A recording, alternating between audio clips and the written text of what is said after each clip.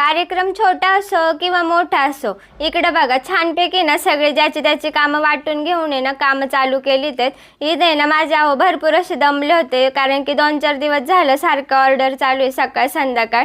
पण तरीसुद्धा त्यांनी बहिणीसाठी येणं दमाणावरती घेतले आणि येणं छान असं डेकोरेशन करायला तयारीला लागलेले आहेत. आज आहे ना ताईंचं ओटी भरण होतं छोटंसं, आणि मी बघा कसे आज सगळ्यांच्या आधीच नटापटा करून बसले होते मसाले भाताची तयारी करायला. आईंनी मी मसाले भाताची तयारी केली, कारण की जाऊबाई मसाले भात बनवणार होता. इथं मस्तपैकी पप्पांनी ना यांना हेल्प केलेली आहे, कारण की मुलगा दमला होता रात्रंदिवस काम करून, म्हणून पप्पा म्हटले चल मी तुला हेल्प करतो. इथे आता मी आलेत पाणी चालू करायला. आमचा बोर आहे, तर आता ताई पाणी भरणार आहेत, म्हणजेच माझ्या जाऊबाई. मी त्यांना ना ताई म्हणते, कधी वहिनी म्हणते, नाही तर म्हणसन ताई ननंदबाईलाच म्हणते काय. पण नाही जाऊबाईंना सुद्धा मी ताई म्हणते आणि कधी कधी वहिनी म्हणते. जे तोंडात येईन तेच म्हणते. हे फुलांचे पट्टे सुद्धा जोडायचे होते, त्यामुळेच ते तुम्हाला दाखवत होते. छकुल्याला दादाने तिकडून हाकलून दिलं, म्हणून छकुल्या बघा इथे येऊन पाणी पितो, त्याच्यासाठीच ठेवले ते तिथं ड्रम.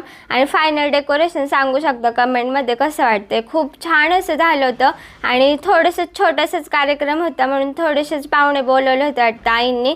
इथं ओटी भरण्याचा कार्यक्रम वगैरे करून घेतला. आणि त्याच्यानंतर ना बघा कॉमेडी अशा रील बनवलेल्या आहेत. फुगा वगैरे फोडण्याच्या मावशा वगैरे बनवत नव्हत्या, सगळ्या वयस्कर आहेत, म्हणत होत्या नको नको, पण म्हटलं एन्जॉय करा, कधी तुम्ही तरी एन्जॉय करणार. आणि सगळ्यांच्या चेहऱ्यावरचे स्माईलच सांगत होती त्यांना किती आनंद झाला होता. फोटो वगैरे काढले फॅमिलीने, थोडासा ठुमकासुद्धा दिला बरं का. मला आहे ना काहीच डान्स येत नाही, तरीसुद्धा ताईंमुळे म्हणजे जाऊबाईंमुळे मी डान्स केला थोडासा. आणि त्यात लईच फॉर्ममध्ये होत्या, म्हटलं चला तुम्ही एकटाच डान्स करा, मी होते साईडला ताईंसोबत, म्हणजेच ननंदबाईंसोबत आहे ना फोटो वगैरे काढले. सरज इथं थोडासा फसला होता, आत तो पशीच गेला आणि मला पाहून लगेच माझ्याकडे आला. ताईंची दृष्ट वगैरे काढले आणि सगळे जेवायला बसले. चला तुम्ही सुद्धा या जेवायला. Bye bye.